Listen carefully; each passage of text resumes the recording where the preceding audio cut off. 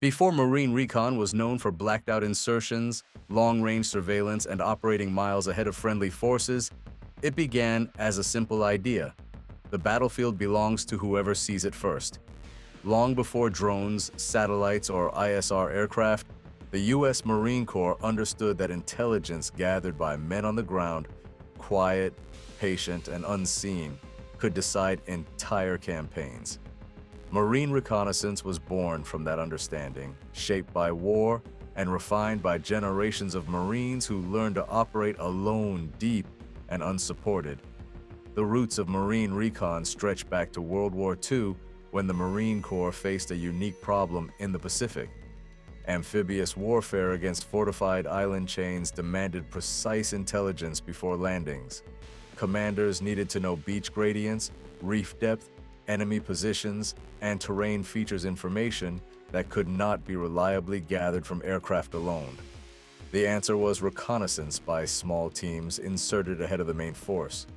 These early scouts were often volunteers, operating with minimal equipment, conducting night swims, rubberboat insertions, and stealthy shore surveys under constant threat of detection. During the Pacific campaigns, Marines conducted some of the earliest forms of what would later be recognized as reconnaissance patrols. On islands like Guadalcanal, Bougainville, and Iwo Jima, small teams moved inland to observe Japanese defenses, track troop movements, and mark landing zones. These missions were primitive by modern standards but established the core principles that still define recon today: stealth over firepower, patience over speed, and information as the primary weapon. After World War II, the Marine Corps recognized that reconnaissance needed to become a permanent specialized capability rather than an ad hoc task assigned during wartime. This led to the formal establishment of reconnaissance units within Marine divisions. By the late 1940s and early 1950s, division reconnaissance companies were activated to provide commanders with organic intelligence assets capable of operating forward of friendly lines. The Korean War accelerated recon's evolution. The harsh terrain, extreme weather, and fluid front lines of Korea demanded Marines who could operate independently for extended periods. Recon patrols conducted long-range surveillance, observed enemy movements, and called for fire missions in mountainous regions where conventional units struggled to maneuver. These Marines often operated days ahead of friendly forces cut off from resupply, relying on discipline and fieldcraft rather than firepower. Korea reinforced the idea that reconnaissance was not about fighting the enemy directly, but about enabling others to do so more effectively. It was during this era that recon began to develop its identity as a specialized brotherhood within the Marine Corps. Selection was informal but ruthless. Only Marines who demonstrated physical endurance, mental resilience, and absolute reliability were trusted with missions where failure meant not just death, but strategic consequences. Recon Marines learned early that their success would often go unnoticed, their contributions buried inside after-action reports rather than headlines. The Vietnam War would become the true crucible that defined Marine Recon as it is known today. The dense jungles, complex terrain, and elusive enemy networks of Southeast Asia created an environment where reconnaissance was not optional. It was essential. Marine reconnaissance units expanded rapidly, and their mission scope broadened beyond traditional scouting. Recon teams in Vietnam conducted deep reconnaissance patrols, sometimes inserting by helicopter dozens of kilometers into enemy-controlled territory. These 6 to 8 man teams operated with minimal support, often for days at a time. Their mission was to locate enemy formations, track supply routes, identify base camps, and report back without being detected. Engagement was avoided whenever possible. A successful mission meant returning without the enemy ever knowing they had been there. Vietnam forced Recon Marines to master camouflage, movement discipline, and sound control to an extreme degree. Teams learned to freeze for hours when enemy patrols passed nearby, to move inches at a time through triple canopy jungle, and to survive on limited rations while remaining combat effective. The jungle punished mistakes instantly. A snapped branch, a poorly concealed radio antenna, or a careless footprint could bring overwhelming enemy force down on a small team with no immediate support. The psychological burden of recon operations in Vietnam was immense.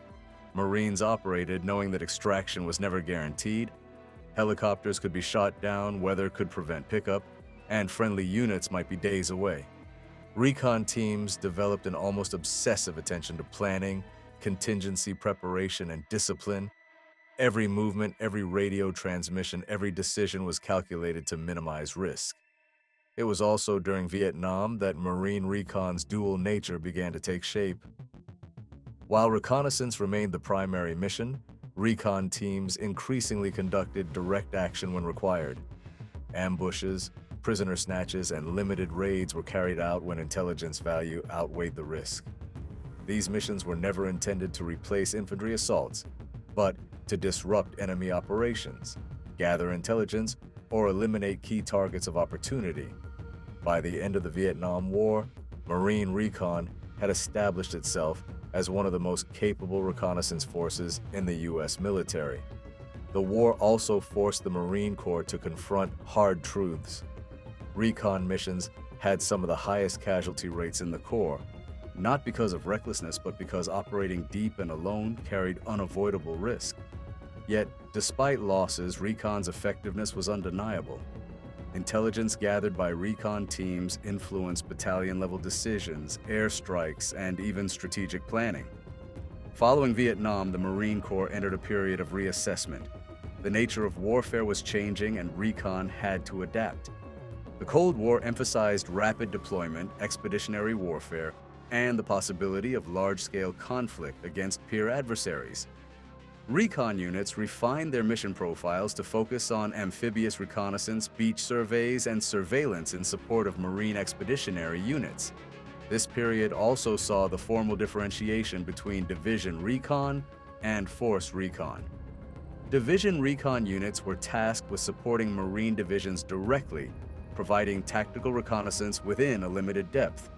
Force Recon, on the other hand, operated at a higher level, supporting Marine Corps Force commanders with deep reconnaissance and special operations-style missions. While both shared common training and culture, Force Recon missions were typically longer range, higher risk, and more strategically oriented. Force Recon Marines were expected to operate even farther forward, sometimes beyond the reach of conventional support. They trained extensively in airborne insertions, combat diving, and long-range patrolling. The distinction between Force and Division Recon was not about prestige, but about mission scope and command relationships. Both were essential and both demanded the same level of professionalism and competence. Throughout the 1980s and into the early 1990s, Marine Recon continued to refine its capabilities. Training pipelines became more structured, selection standards more formalized, and mission planning increasingly sophisticated. Recon Marines were expected to be not just physically capable, but intellectually disciplined, able to interpret terrain, assess enemy intent, and communicate precise intelligence under pressure. The Gulf War in 1991 provided another proving ground. Recon teams conducted amphibious reconnaissance along the Kuwaiti coast, convincing Iraqi forces that a major amphibious assault was imminent. This deception operation tied down significant enemy units, contributing to the success of the ground campaign.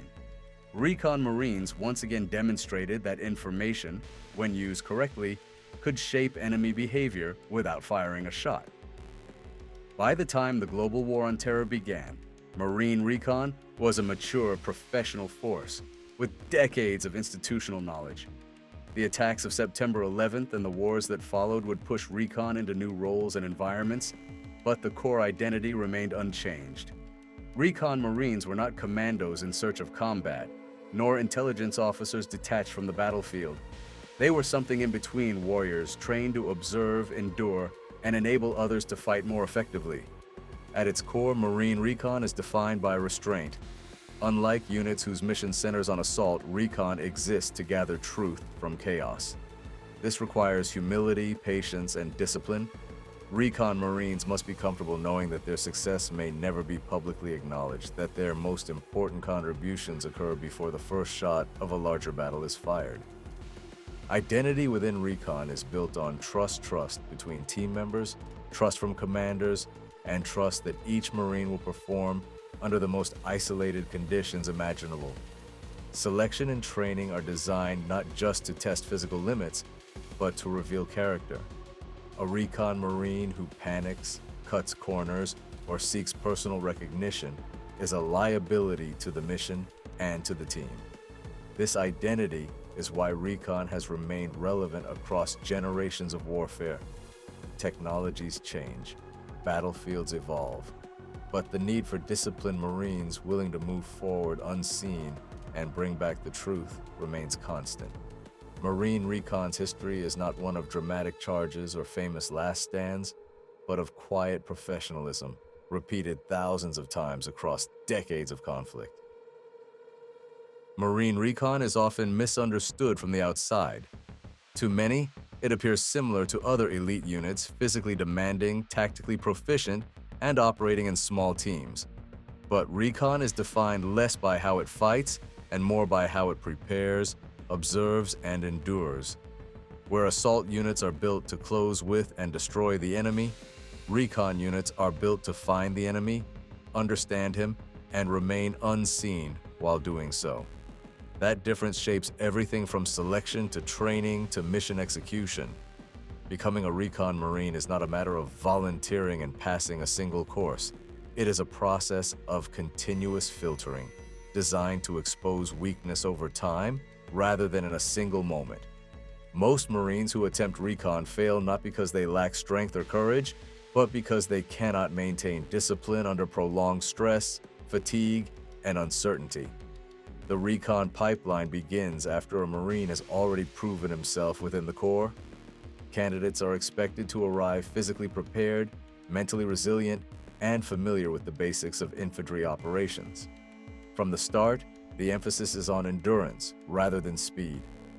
Long-distance runs, open ocean swims, ruck marches under load, and extended field exercises are used to wear candidates down slowly. Instructors are not looking for who finishes first. They are watching who maintains composure, follows instructions precisely, and supports teammates even when exhausted.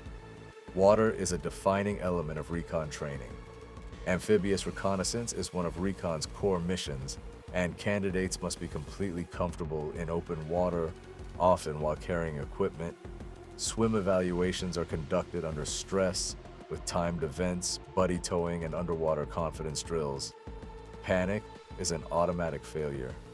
A Recon Marine must trust his body and his teammates even when submerged, disoriented, and exhausted. Beyond physical conditioning, Recon training places heavy emphasis on land navigation, patrolling, and fieldcraft.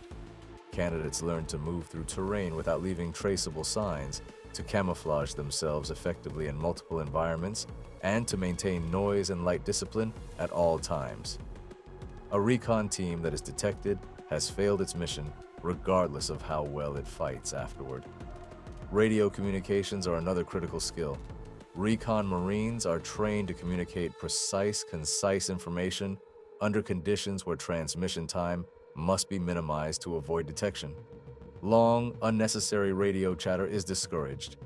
Every report must be accurate, timely, and relevant.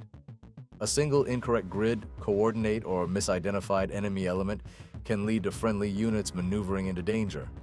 Once a Marine earns the Recon designation, training does not stop, it accelerates. Recon Marines attend advanced schools in airborne operations, combat diving, mountain warfare, and survival. Many Recon Marines become qualified parachutists, capable of static line or freefall insertions depending on mission requirements. Combat dive training prepares them for underwater insertions, clandestine beach surveys, and maritime reconnaissance in hostile environments. The purpose of this training is not versatility for its own sake, but adaptability. Recon missions are rarely executed exactly as planned. Weather changes, enemy movement shifts, extraction windows close, and communications degrade. Recon Marines are trained to adjust without losing discipline. Improvisation is encouraged only within the boundaries of sound judgment and mission priorities. Mission planning in Recon is deliberate and methodical.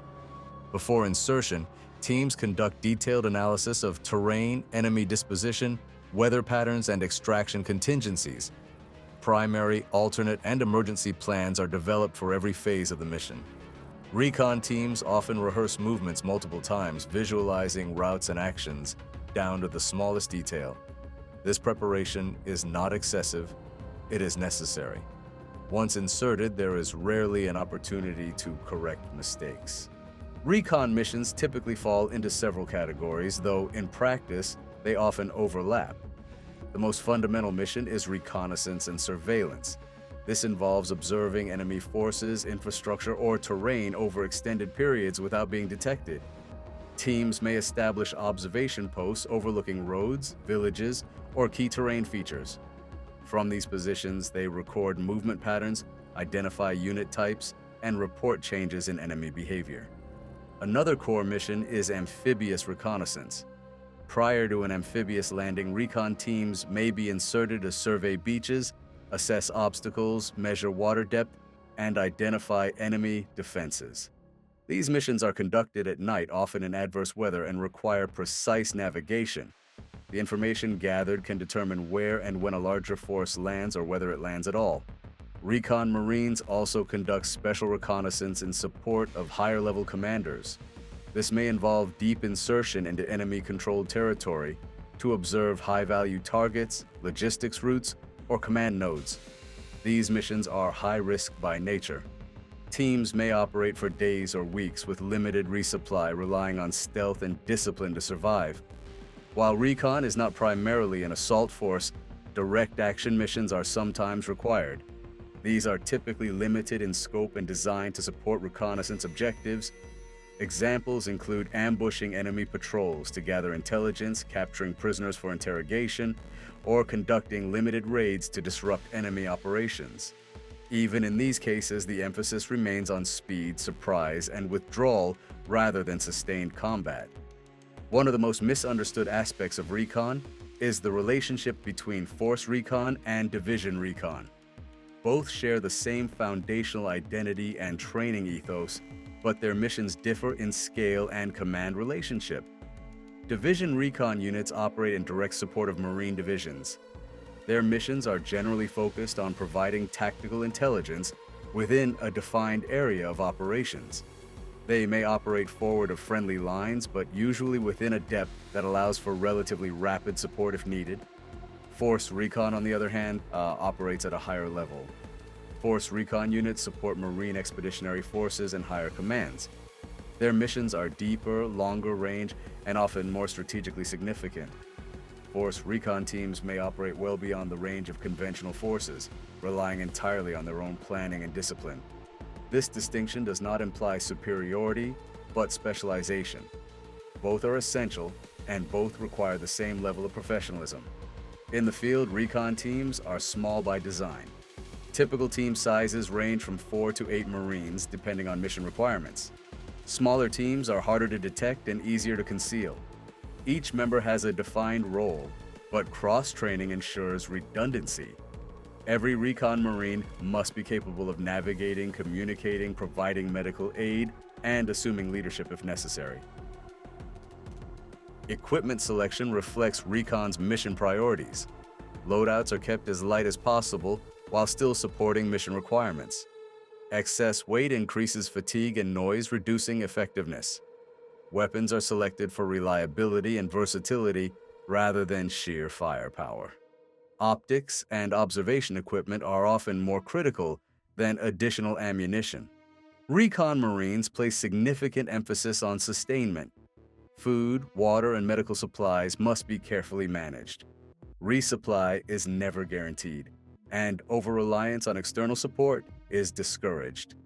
Teams are trained to ration, improvise, and endure discomfort without compromising mission focus. Perhaps the most defining aspect of recon operations is patience. Recon Marines may spend hours or days observing a single location, remaining motionless to avoid detection. This requires mental discipline that cannot be taught quickly. The ability to remain focused while doing nothing while resisting the urge to move, adjust equipment, or break concealment is a hallmark of a mature recon Marine. Failure in recon is rarely dramatic. It often occurs quietly through small lapses in discipline. A careless movement, a poorly concealed position, or an unnecessary radio transmission can compromise an entire mission. Recon training is designed to make these lapses visible early, filtering out those who cannot internalize the standard. Over time, Recon Marines develop a unique mindset. They learn to accept uncertainty, to operate without immediate feedback, and to trust the process rather than seek validation. Unlike conventional units, recon teams may complete a mission without ever seeing the enemy directly. Success is measured by the quality of information delivered, not by visible results on the battlefield. This mindset is reinforced through culture. Recon Marines place high value on professionalism, humility, and accountability. Boasting, exaggeration, and reckless behavior are frowned upon. The recon community is small, and reputations are built slowly through consistent performance rather than single acts of heroism. As warfare evolved in the late 20th and early 21st centuries, recon adapted without abandoning its core principles. New technologies, such as improved optics, communication systems, and navigation tools, enhanced capabilities, but did not replace the need for disciplined Marines on the ground. Recon remained manpower-intensive, reliant on human judgment rather than automation. By the time the global war on terror began, Marine Recon was uniquely positioned to operate in complex environments. Urban terrain, mixed civilian populations, and adaptive enemies placed a premium on intelligence and restraint. Recon teams found themselves operating alongside infantry, special operations forces, and intelligence agencies, providing a critical link between tactical observation and operational decision-making.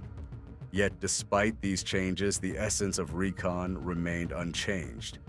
Recon Marines still moved forward of friendly forces. They still operated in small teams. They still accepted isolation as a condition of success. Training, missions, and organizational structures evolved, but the identity forged in jungles, mountains, and coastal waters endured.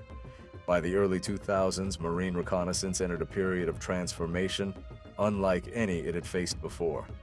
The attacks of September 11th and the wars that followed fundamentally reshaped how the U.S. military conducted operations. Intelligence, speed, and precision became decisive factors, and small units operating far ahead of conventional forces were suddenly central to modern warfare. Marine Recon, built for exactly this type of mission, found itself in constant demand. During the opening phases of the wars in Afghanistan and Iraq, Recon Marines were among the first conventional forces inserted into hostile territory. In Afghanistan, recon teams conducted long-range patrols across mountainous terrain, observing Taliban movement, identifying routes through high passes, and coordinating airstrikes in areas inaccessible to larger units. These missions echoed earlier recon operations in Korea and Vietnam, but with new technology layered on top: satellite communications, laser designators, and real-time ISR support. In Iraq, recon played a critical role during the initial invasion and the years that followed. Recon teams moved ahead of Marine divisions, scouting routes, identifying enemy concentrations, and providing early warning of ambushes. In urban environments like Baghdad, Fallujah, and Ramadi, Recon Marines adapted their fieldcraft to dense terrain, observing insurgent activity, monitoring supply routes, and supporting counterinsurgency operations. Yet, as the global war on terror progressed, a structural shift within the Marine Corps began to redefine where recon fit within the broader special operations ecosystem. In 2006, the Marine Corps stood up Marine Corps Forces Special Operations Command MARSOC, bringing the Marines formally into U.S. Special Operations Command. This decision had profound implications for recon. Historically, Force Recon had filled a role that overlapped in some ways with Special Operations. Force Recon conducted deep reconnaissance, special reconnaissance, and limited direct action missions in support of Marine commanders. With the creation of MARSOC, Many of Force Recon's mission sets were reassigned to the new Marine Raiders. Experienced Force Recon Marines were selected to form the backbone of MARSOC's initial units. This transition created confusion and speculation outside the community. Some believed Recon was being phased out. Others assumed Recon would be absorbed entirely into special operations. Neither was true. Instead, Recon returned to its core purpose, providing elite reconnaissance capabilities in direct support of Marine air-ground task forces, while MARSOC focused on special operations missions under SOCOM. Division Recon and remaining Force Recon units continued to operate at a high level, supporting Marine commanders with intelligence and reconnaissance tailored to conventional operations. While MARSOC raiders conducted foreign internal defense, special reconnaissance, and direct action under SOCOM tasking, Recon remained embedded within the Marine Corps' expeditionary framework. This distinction matters. Recon Marines are not special operations forces in the SOCOM sense, but they are elite by function. Their missions are designed to support maneuver warfare, amphibious operations, and expeditionary campaigns. Recon exists to enable Marine units to fight smarter, not necessarily harder. In the years following MARSOC's establishment, Recon refined its mission profile to avoid redundancy while preserving relevance. Recon units focused on reconnaissance and surveillance in support of battalion, regimental, and division-level operations. They continued to conduct amphibious reconnaissance, route reconnaissance, and urban surveillance missions that require intimate coordination with conventional units. Modern recon operations are deeply integrated with technology, but not dependent on it. Unmanned aerial systems, ISR feeds, and digital mapping tools enhance situational awareness, but Recon Marines are still trained to operate when technology fails. This redundancy is deliberate. Batteries die, signals degrade, terrain interferes. A Recon Marine must still be able to navigate by terrain, observe with the naked eye, and report accurately without digital aids. One of Recon's most enduring strengths is its adaptability. In Afghanistan, Recon teams learned to operate in austere mountain environments where resupply was uncertain and weather could shut down air support for days. In Iraq, they adapted to urban terrain where concealment required blending into civilian patterns rather than hiding in vegetation. Recon Marines learned to observe markets, traffic flows, and human behavior skills as critical as camouflage in the jungle. Recon also developed closer relationships with intelligence agencies and other military units during the GW. Recon teams often worked alongside infantry battalions, armor units, aviation assets, and allied forces. Their role was not to replace these units, but to inform them, providing early warning, identifying threats, and shaping the battlefield before contact occurred. Despite operating in environments dominated by drones and satellites, Recon's value remained rooted in human observation. Machines can detect movement, but they cannot always interpret intent. A Recon Marine watching a road for hours can recognize patterns when traffic changes, when locals behave differently, when something feels wrong. That intuition, developed through experience, remains irreplaceable. The comparison between Recon and MARSOC is inevitable, but often misunderstood. MARSOC raiders are special operations forces tasked with missions under SOCOM, including direct action, foreign internal defense, and special reconnaissance at the strategic level. Recon Marines operate in support of Marine commanders, focusing on tactical and operational reconnaissance. The training pipelines differ in emphasis, but both demand exceptional physical and mental resilience. MARSOC selection is designed to identify Marines capable of operating independently in politically sensitive environments, often alongside foreign forces. Recon selection emphasizes endurance, discipline, and the ability to operate forward of friendly units for extended periods. Neither is better. They are different tools for different missions. Recon's continued existence reflects the Marine Corps' belief that elite reconnaissance embedded within conventional forces is essential for expeditionary warfare. MARSOC's existence reflects the need for Marines to contribute to joint special operations globally.